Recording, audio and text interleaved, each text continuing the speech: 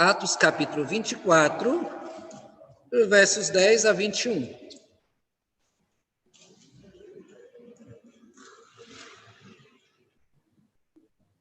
Ouçam a leitura.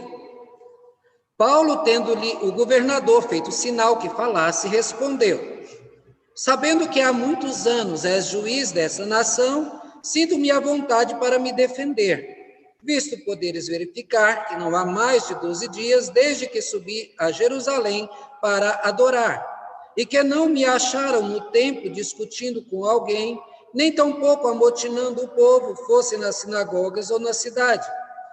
Nem te podem provar as acusações que agora fazem contra mim. Porém, confesso-te que, segundo o caminho a que chamam seita, assim eu sirvo a Deus de nossos pais, acreditando em todas as coisas que estejam de acordo com a lei e nos escritos dos profetas, tendo esperança em Deus, como também estes a têm, de que haverá ressurreição tanto de justos como de injustos. Por isso, também me esforço por ter sempre consciência pura diante de Deus e dos homens. Depois de anos, vim trazer esmolas à minha nação e também fazer oferendas. E foi nesta prática que alguns judeus da Ásia me encontraram já purificado no templo, sem ajuntamento e sem tumulto, os quais deviam comparecer diante de ti e acusar, se tivesse alguma coisa contra mim. Ou estes mesmos digam que iniquidade acharam em mim por ocasião do meu comparecimento perante o Sinédrio. Salvo essas palavras que clamei, estando entre eles, hoje sou eu julgado por vós acerca da ressurreição dos mortos. Deixa eu abrir aqui meu estudo, só um minuto.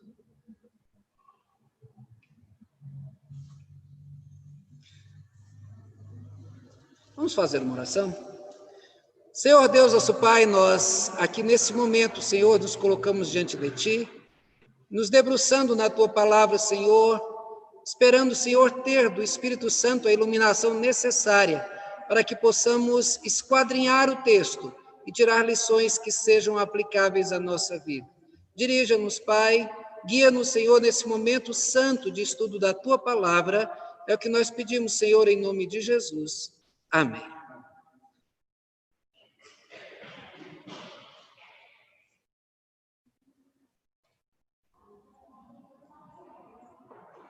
Um minuto para eu abrir aqui. Isso. Meus irmãos, é muito comum nas pregações, o pregador está pregando, diz, primeiro ponto, segundo ponto, terceiro ponto. O que é isso? Isso vem de uma questão homilética.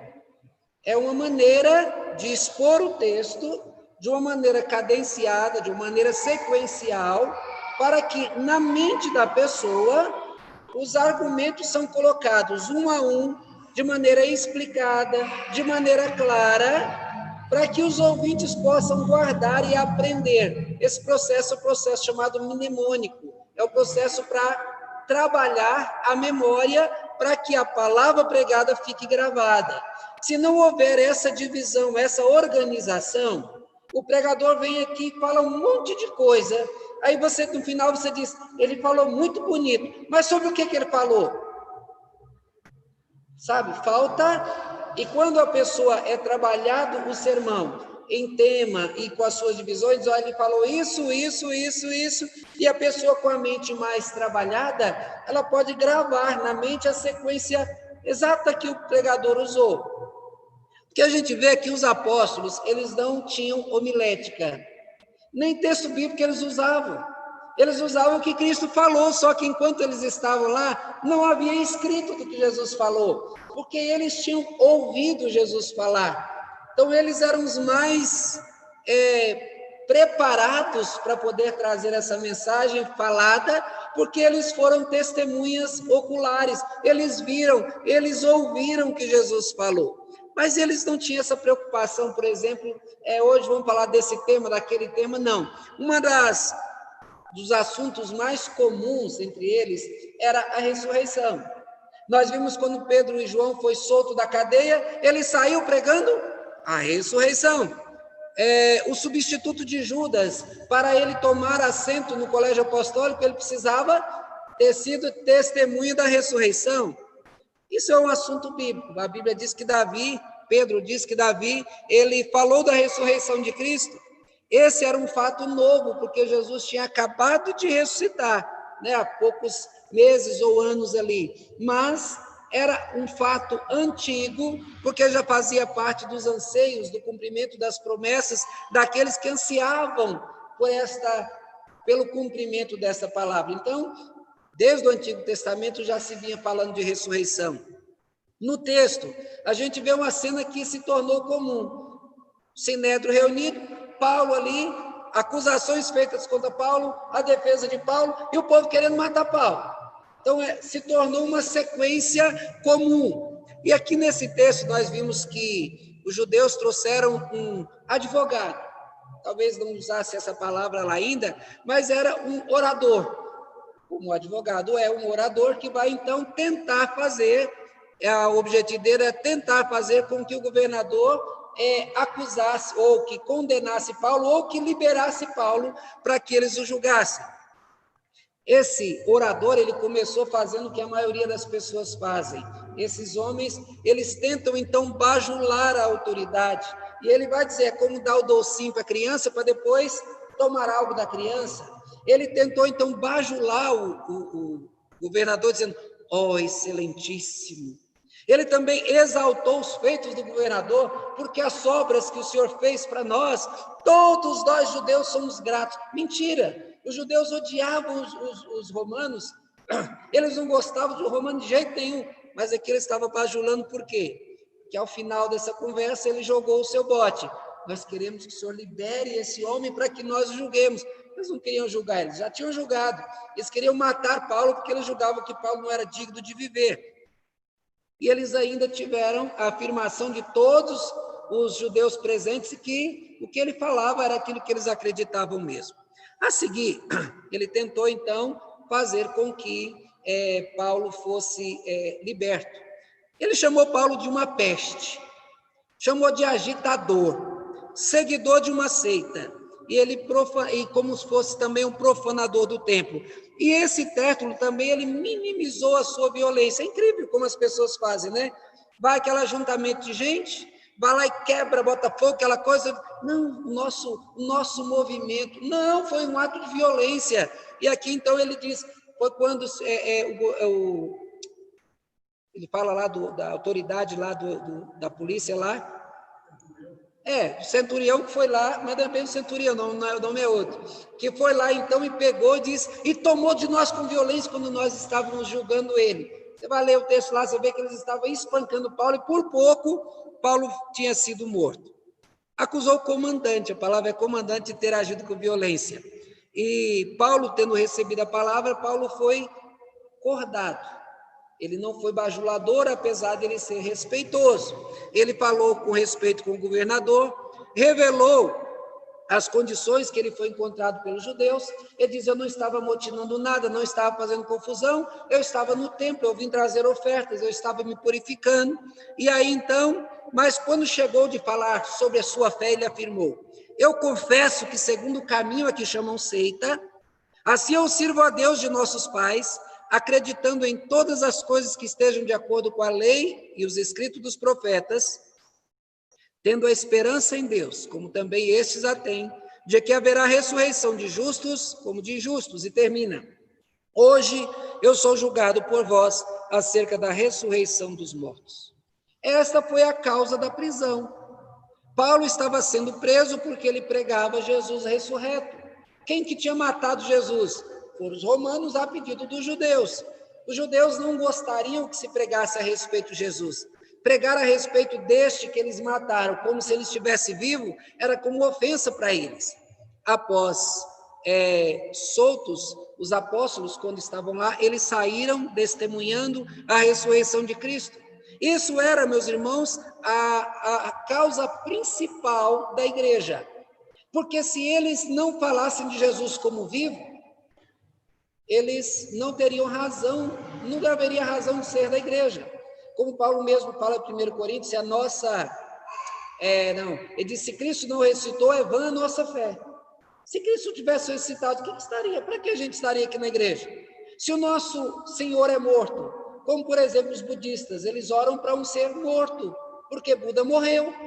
Então nós não. E a igreja, ela fala do Cristo vivo, e toda a mudança no comportamento da igreja, ela tem base na ressurreição de Jesus. Pedro, que era medroso, que negou Jesus, depois do encontro com Jesus ressuscitado, ele foi lá e peitou o próprio sinédrio, com toda a autoridade. Por que que ele fez isso? Porque Cristo ressuscitou, isso faz toda a diferença. Quando Paulo estava em Atenas, os atenienses disseram, parece que você é pregador de deuses, porque nos fala do evangelho de Jesus e da ressurreição. Aos 1 Coríntios 15, como eu acabei de citar, a nossa pregação é vã e também a vossa fé é vã, e vocês ainda estão nos pecados, se Cristo não ressuscitou. A ressurreição de Cristo é um fato, e todos aceitam. No entanto, há pouca discussão e não houve nenhuma heresia a respeito da ressurreição de Jesus. Diz, isso é bom? Isso é ruim? É bom, mas também é ruim pelo fato do seguinte, certo teólogo disse, sempre que uma verdade é disputada pelos hereges, os ortodoxos lutam impetuosamente por ela, e o púlpito ressoa com ela cada dia. Sempre que alguém quer inventar uma mentira para a igreja, os pregadores vão defender a verdade. Mas o que aconteceu com a ressurreição é que todo mundo aceitou.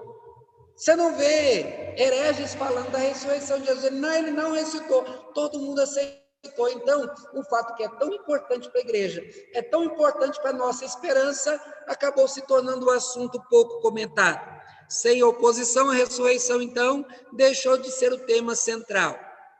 Há poder transformador dessa doutrina. Nós devemos pregar sobre a ressurreição porque ela é central à fé. Devemos mostrar isso, porque, meus irmãos, uma das coisas que mais abalam os crentes é a morte de parentes. Quando um crente é fiel a Deus, temente a Deus, trabalhador na igreja, aí morre alguém que ama, normalmente ele retrai, o seu trabalho perde o brilho, ele perde.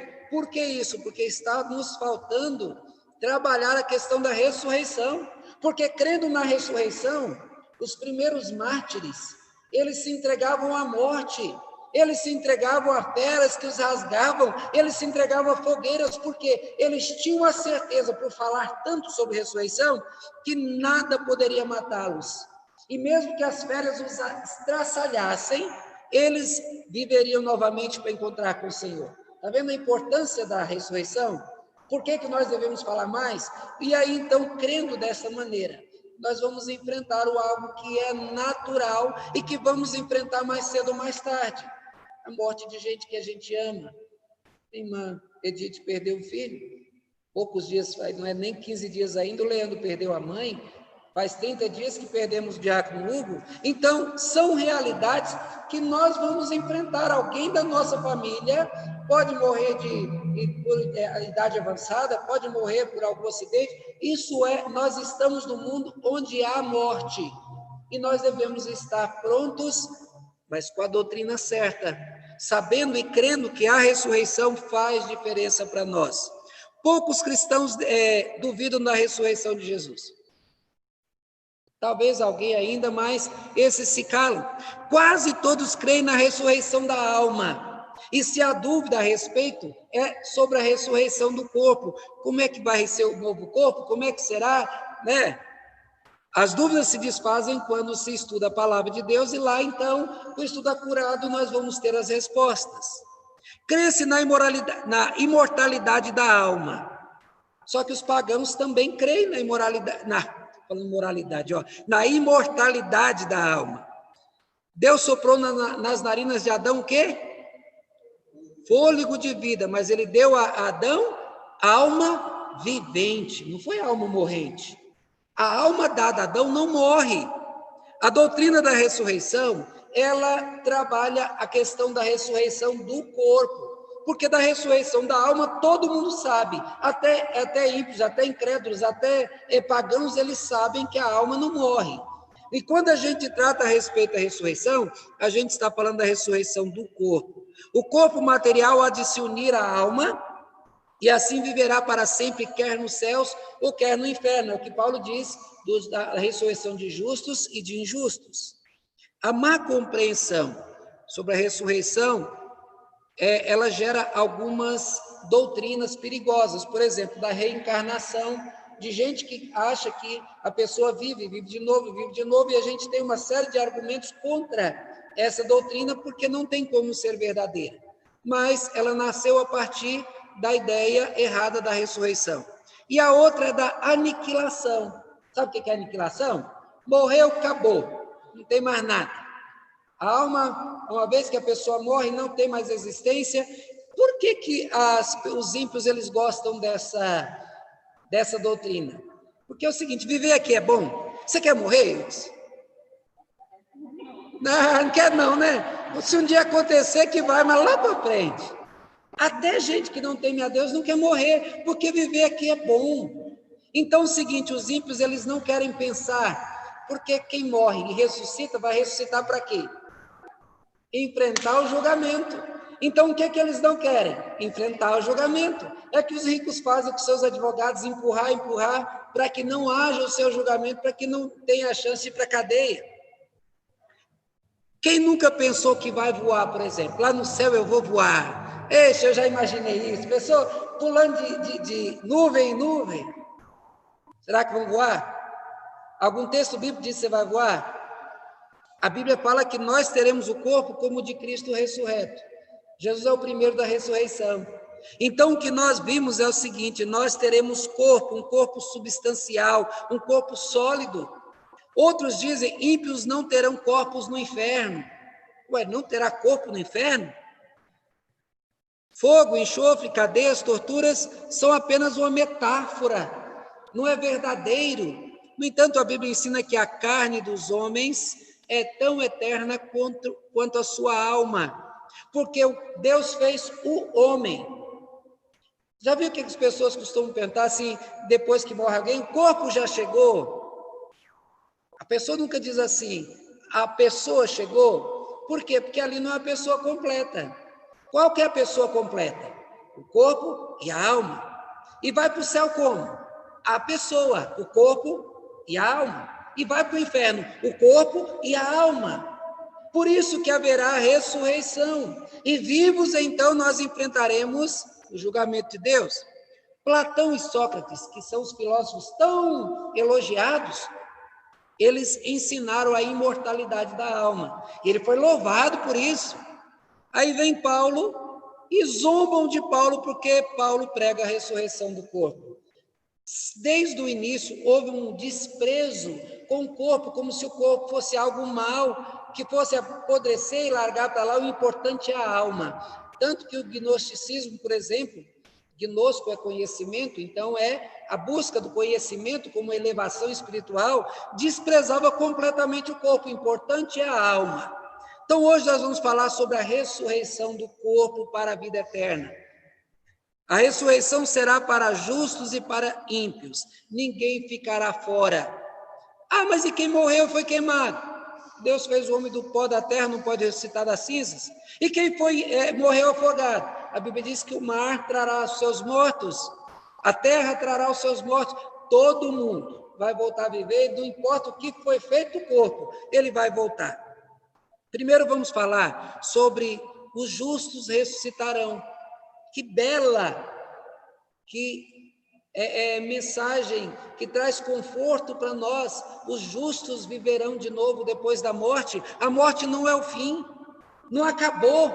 Pelo contrário, voltaremos à vida e vamos viver para a vida eterna. E a primeira prova da ressurreição é a fé dos patriarcas, daqueles que falaram com Deus lá no início. Abraão, ele confiava tanto na ressurreição, que ele, como diz lá em Hebreus, ele cria que o seu filho poderia ressuscitar até das cinzas. Olha a esperança da ressurreição. Fez com que o homem entregasse o próprio filho, iria matar o filho, porque cria que aquela morte não seria o fim. Deus poderia ressuscitá-lo. Outro texto muito bonito, se não me engano é Jó 19, que Jó diz assim: porque eu sei que o meu Redentor vive e por fim se levantará, e depois de consumir essa minha pele, em minha carne eu verei a Deus. Veja que Jó não falou que o meu espírito verá a Deus, o meu espírito encontrará a Deus nos céus. Não, ele diz, em minha carne, os meus olhos o verão. E ele fala aqui da carne com o corpo. Depois de ressurreto, ele vai ter o corpo novamente. José do Egito deu instrução. Antes de morrer, ele diz, pegue meu corpo, guarde, e quando vocês saírem daqui, leva o meu corpo. Para que essa preocupação com o corpo? Ele não ser profanado lá no meio dos ímpios, mas que fosse guardado até a ressurreição. Davi cria na ressurreição. Davi afirmou, porque não deixarás a minha alma na morte. Ou seja, eu vou morrer, isso é uma certeza, mas a certeza maior e mais esperada era a vida depois da morte, a ressurreição. Tanto é que ele fala a respeito do filho, né, quando o filho morre, que o filho viria a ele, mas ele não tinha como ir ao filho, porque o filho poderia voltar a viver, mas ele não poderia morrer, ir lá encontrar o filho na morte, não teria esse encontro. A morte seria um tempo de espera para uma vida eterna. É um momento que a gente não vai entrar nesse assunto, é muito complicado, mas é um tempo de espera, no qual nós vamos esperar para o momento de encontrar com o Senhor. Daniel afirmou, os que dormem no pó da terra serão despertados, uns para a vida eterna e outros para a vergonha e confusão perpétua. Olha, ele diz que as almas não dormem no pó, que os corpos dormem no pó. Os corpos apodrecem, vira terra, vira pó, mas do mesmo jeito que Deus fez do pó da terra, esse corpo vai voltar a existir. Isaías 26, 19 diz, teus mortos viverão, seus cadáveres ressuscitarão, a terra lançará de si os mortos. Ninguém vai continuar morto. Todos voltarão à vida, quer tenham sido justos ou ímpios. Em Oséias 6, de 1 e 2, diz, ele nos dará vida, nos ressuscitará e viveremos de novo. Não é apenas voltar a viver como Lázaro veio à vida, mas morreu de novo. Aquele que, o jovem filho da viúva, ressuscitou, mas morreu de novo. Mas aqui fala da ressurreição final, que é para ressuscitar, para continuar vivo, vida eterna. Ele afirma que a ressurreição é para um novo início de vida. Seremos ressuscitados para ter, então, a vida eterna. Hebreus 11, 35 diz que os crentes atormentados, eles teriam, então, a ressurreição. O sofrimento dos crentes seria, então, tratados por Deus com um jeito muito melhor de dar uma vida perfeita. Deus tem algo melhor do que esta vida aqui para os crentes. Jesus disse, todos que estão nos sepulcros ouvirão a sua voz. Chamará os mortos a juízo e estarão diante do seu trono. A fé na ressurreição é antiga e firmada nas promessas divinas. Todos os homens de Deus criam nela. Então é impossível que nós também não creiamos. A segunda prova é que Enoque e Elias foram para os céus vivos. Vamos pensar um pouquinho nisso? Enoque e Elias foram levados para os céus com os seus corpos. Esses dois indivíduos aguçam a esperança da ressurreição. Por quê? Veja, seria razoável crer que somente os dois teriam corpos lá no céu e todos os outros seriam apenas espíritos. Prestem bem. Atenção, corpo separado da alma é castigo. Como que lá no céu, tendo sido redimidos por Jesus, ainda estaríamos separados dos nossos corpos, sendo que a morte é o castigo do pecado. Morte é separação temporária do corpo e da alma. Os demônios foram separados do seu corpo e nunca mais os terão. Essa é a raiva que os demônios têm das pessoas. Por quê? Porque elas voltarão a viver, eles não. Cristo morreu por pessoas, eles não, por isso que eles querem destruir a vida das pessoas. Esse castigo para nós findou na cruz quando Cristo deu a vida por nós. Justos gozarão das benesses dos céus com seu corpo e alma. Vão estar na presença de Deus, um lugar maravilhoso, onde não haverá tristeza, nem dor, nem rancor, nem doença, não haverá nada de ruim, e Cristo estará lá. No entanto, os ímpios penarão no inferno, com seus corpos e almas. Nós vamos tratar um pouco mais sobre isso. Vivos para paz eterna, vivos para castigo eterno. Essa doutrina deveria ser falada mais até para que as pessoas pensem que não podem desprezar esse momento que estão vivendo, sabendo que lá, depois a coisa vai ser muito mais difícil. A nossa terceira prova fala das ressurreições bíblicas. Morto volta a viver. Como que nós podemos confiar numa morte ou numa ressurreição depois da morte se nenhum morto tivesse ressuscitado? A gente tem gente que morreu que não estava nem fedida ainda. A gente tem um caso de jovens, de crianças, como de Elias e Eliseu, que orou por crianças, e elas não estavam mal cheirosas ainda, voltaram a viver. Não, mas eles nem estavam mortos. Né? Alguém poderia dizer isso? Aquele jovem que estava sendo enterrado, o filho da viúva, a filha de Jairo, tinham acabado de morrer, mas aí vem então a questão da morte de Lázaro, 4 dias, já cheirava mal, todo mundo viu, e ele vem lá vivo. Então, para mostrar que a ressurreição é algo importante. Mas tem uma ressurreição que eu sempre conto como algo engraçado.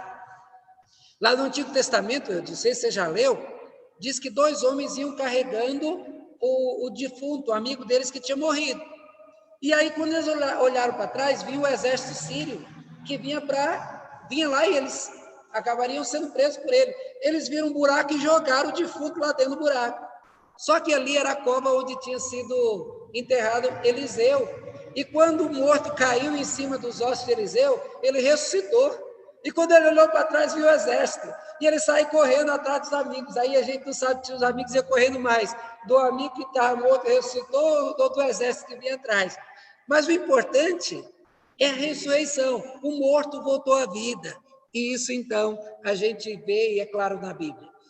Dorcas ressuscitou após a oração de Pedro. Eutico caiu da janela, quebrou o pescoço, estava morto. Paulo orou e ele voltou à vida. E várias pessoas, então, tiveram a sua vida de volta, mas morreram de novo. Mas a sua ressurreição primeira mostra que é possível ressuscitar. 1 Coríntios 6,13 diz que o corpo não é para a corrupção, mas é para o Senhor. Deus não fez o corpo da Ângela para ficar lá apodrecendo numa catacumba, não. Deus fez o corpo dela para Ele, para o Senhor, para viver na glória com Ele. Efésios 5, 31 e 32 diz que os dois serão uma só carne. Corpo com Cristo, enquanto vive a cabeça, o corpo não pode morrer. Ou ignorais que o vosso corpo é templo do Espírito Santo. O templo do Espírito Santo não pode ser pasto de vermes. Diz o texto lá de 1 Coríntios 15, 53, que o corruptível se revestirá da incorruptibilidade. Então, meus irmãos, são provas de ressurreições que a Bíblia apresenta. E a maior prova é Cristo ressuscitou. Como Cristo ressuscitou dos mortos, o seu povo também ressuscitará. Ele é a certeza que um dia eu vou viver. Ele inaugurou o corpo da ressurreição. Você quer saber que corpo você vai ter depois de ressuscitado? É igual ao corpo de Cristo. Não vai mudar, não vai criar asinha, não vai brilhar, não vai... É o corpo de Cristo. Do jeito que ele está, é o jeito que nós estaremos. Ou seja, Jesus ele não veio mais alto, mais gordo, mais magro, não veio com cabelo mais comprido. Jesus veio do jeito que ele era. E quando eles viram Jesus, reconheceram imediatamente. Ressuscitaremos em nossos corpos e não como espíritos. Alguns pensamentos práticos a respeito da ressurreição de justos. A mensagem pregada nos cultos fúnebres não pregam a imortalidade da alma, mas pregam a ressurreição do corpo. Quando você vai pregar, você ouve pessoas pregando num culto fúnebre, você vê que o que nós fazemos é despertar a esperança e que vai nos consolar de que um dia nós nos encontraremos, porque esta é a verdade que a Bíblia ensina. Não se chora porque a alma foi para o céu. Se chora por quê? Porque o corpo foi para a terra. Aqui nessa terra não se encontra mais. Nós não vamos ver, não vamos falar. A certeza que consola é ter novamente a mesma mão que acariciou, os mesmos lábios que beijou, a mesma pele que aqueceu, ou seja, nós vamos encontrar a mesma pessoa depois. Para os enfermos e doentes também, a mensagem da ressurreição é importante. É terrível sofrer sem propósito. Mais terrível ainda é sofrer sem esperança. Por que eu estou sofrendo? Nós crentes sabemos. Eu não sei o porquê que eu estou sofrendo. Eu sei que Deus tem um propósito. Eu posso até morrer sem ter a resposta, mas Deus tem um propósito. Mas quando eu tenho a esperança em Deus, mesmo, como diz o texto de Provérbios, o justo mesmo morrendo tem esperança. Por quê? A morte não é o fim. É pobre a pessoa que sente dor sem esperança, sem saber se um dia vai ficar sem ela. Vai sofrer, sofrer e sofrer, dá certeza de que quando voltar a viver vai continuar sofrendo. Para aqueles que estão tristes da carne, atormentados com sofrimentos, a ressurreição ela traz um alívio para o tormento. Você viverá. E quando você viver nessa nova vida, todo esse sofrimento vai acabar. Cicatrizes serão esquecidas, a dor não será lembrada, sofrimentos serão trocados por felicidades eternas. O abismo, o absinto amargo do sofrimento presente será transformado num cálice de mel. São esperanças da ressurreição. Mas advertências, preste atenção. Os seus corpos habitarão nos céus, cuidem deles. Tenham cuidado para que seus corpos não sejam contaminados. Se esta garganta dará glórias a Deus, não permita que ela fale impropérios, não permita que da sua boca saia coisas que Deus não gosta, que Deus odeia. Se os teus olhos verão o rei, aparta os teus olhos da vaidade. Se as tuas mãos vão tocar o Senhor, não deixe que elas toquem podridão. Se os teus pés caminharão em ruas de ouro, não ande em lama. Se o teu coração palpitará pela glória, não deixa vibrar por coisas pecaminosas, por prazeres terrenos. Se com tudo isso você não crê, vá embora da igreja. Porque vir para a igreja e assistir culto sem crer na ressurreição, sem esperança em Jesus, você está perdendo tempo. Melhor gastar seu tempo com qualquer outra coisa e menos ficar na igreja. Se essa doutrina linda não te comove, não espere algo melhor. Mas, irmãos, em segundo lugar, nós veremos que os ímpios também ressuscitarão. Talvez seja essa uma das mais duras realidades. Os ímpios ressuscitarão. Para os justos, a ressurreição é a boa notícia, mas para os ímpios é motivo de desespero. A doutrina agradável para os ímpios é, como disse, a doutrina da aniquilação, morreu, acabou, porque eles não querem encontrar com o juiz, eles não querem prestar contas. Mas a prova da ressurreição dos ímpios também está nos textos bíblicos. 2 Coríntios 5,10 diz: é necessário que todos nós compareçamos perante o tribunal de Cristo, para que cada um receba segundo o que tenha feito, enquanto estava no corpo, seja bom ou seja mal, justos e ímpios ressurretos. Corpo e alma pecaram, não foi? Na pessoa completa, o corpo e a alma sofrerão castigos. O castigo será apenas imaginário? Olha, se Cristo, para nos livrar do juízo, para tirar a maldição sobre nós, ele morreu na cruz de uma maneira tão cruel, que dirá daqueles que rejeitam o reinado de Cristo, que rejeitam o próprio Salvador? A alma não sente dor. Então, para que preocupar com a ressurreição? O corpo? Sim, o corpo preocupa. E sabendo que vai sentir dor, a pessoa para pensar que lá na frente vai sofrer bastante. Já experimentou colocar a mão no fogo? Dói queimada? Não? Dói. Eu já sofri algumas queimaduras, não, a lembrança não é boa. Agora imagina sofrer queimaduras diárias, constantes, permanentes e eternas. Porque quando ressuscitar, os crentes terão um corpo que Cristo, ele não sentia dor. Você lembra que Tomé pegou na ferida? Jesus não falou, ai! Jesus não falou assim. Ele não sentia dor.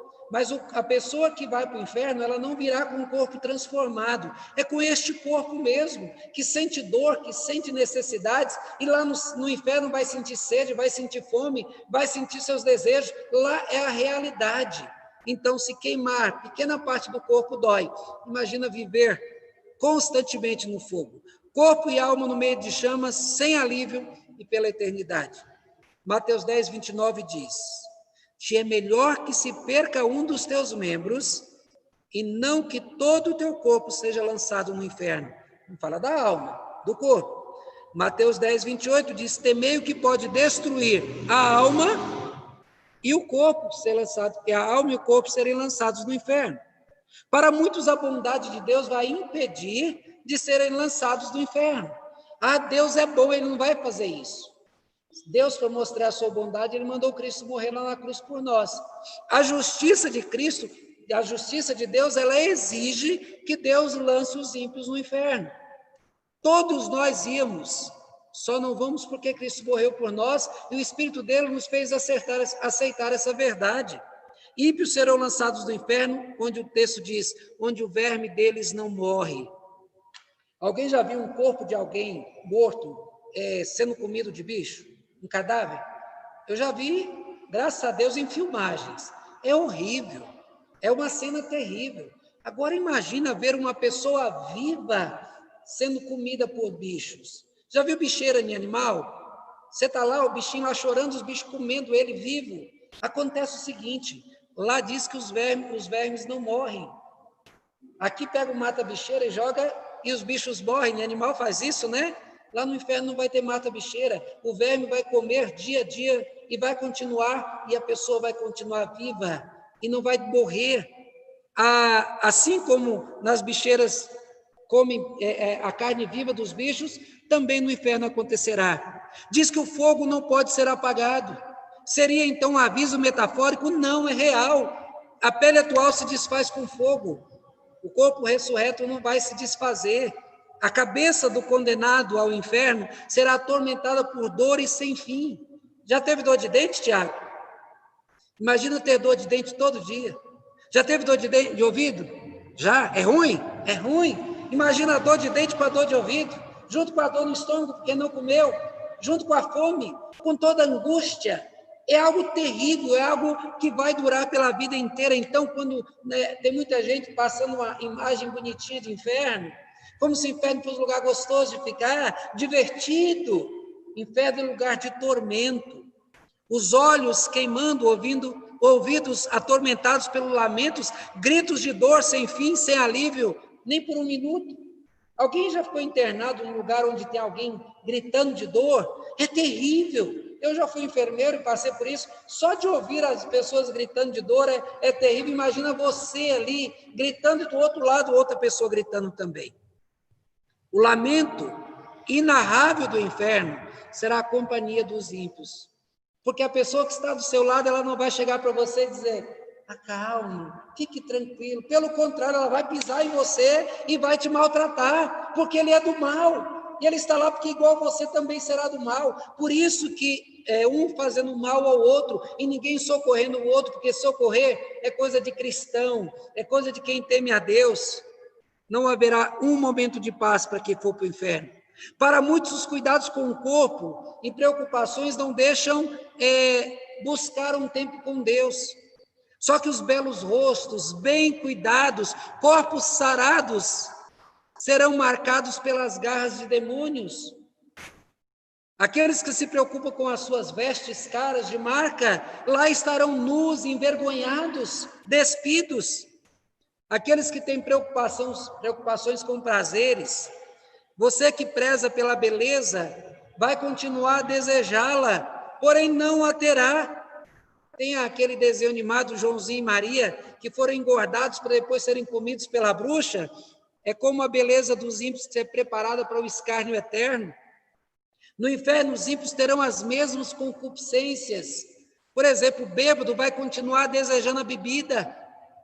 O glutão, sem ter nada para comer, ele vai ansiar pelo prato farto. O adúltero, ele vai continuar tendo os desejos, mas ele não vai poder satisfazer. Se a pessoa sabe como será, por que caminhar em caminhos de perdição? Se é algo tão terrível, como que as pessoas ainda brincam com essa questão tão séria? É necessário chorar agora aos pés do Senhor, para não chorar depois e sem fim. Os olhos que agora veem a luxúria, verão as aflições que humilharão. Ouvidos que ouvem canções, ouvirão gemidos e lamentos. A garganta que bebe álcool arderá em fogo. Se você que tem dor aqui, imagine ter dor conjuntas, sem fim. Imagina o teu corpo tomado de demônios, atormentado a alma. Lembre-se daquele jovem gadareno que vivia se rasgando, se cortando, cheio de demônios. Imagina essa situação constante, sem alívio, sem uma palavra de Jesus para poder ficar livre. Quer viver sem Cristo, não quer ser censurado por pastores? Quando o pastor chama a atenção e cobra quando está vivendo em pecado, então vai ouvir a palavra de Deus: apartai de mim, malditos, para o fogo eterno, preparado para o diabo e seus anjos. Esta dura palavra será dita por Deus aos ímpios, só que vai ser definitiva, não vai ter chance de perdão. Ninguém poderá se arrepender para mudar essa situação.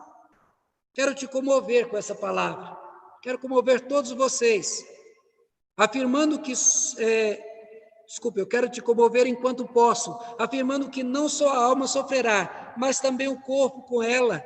Se eu prego a mensagem dura, é porque eu quero evitar o teu sofrimento.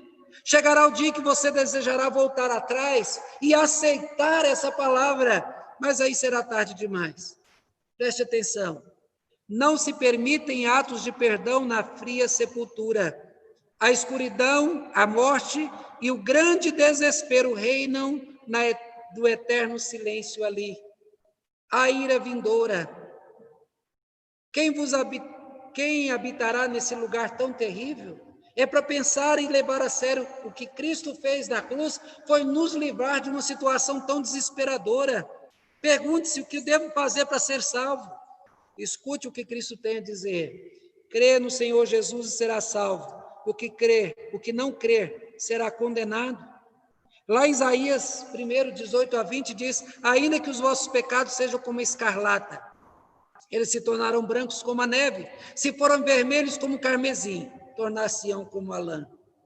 Nesse texto trouxemos a advertência de que os ímpios, todos eles, voltarão à vida, não para ter prazeres terrenos nos quais viveram, mas para sofrer na eternidade. Justos ressuscitarão, essa é a nossa certeza.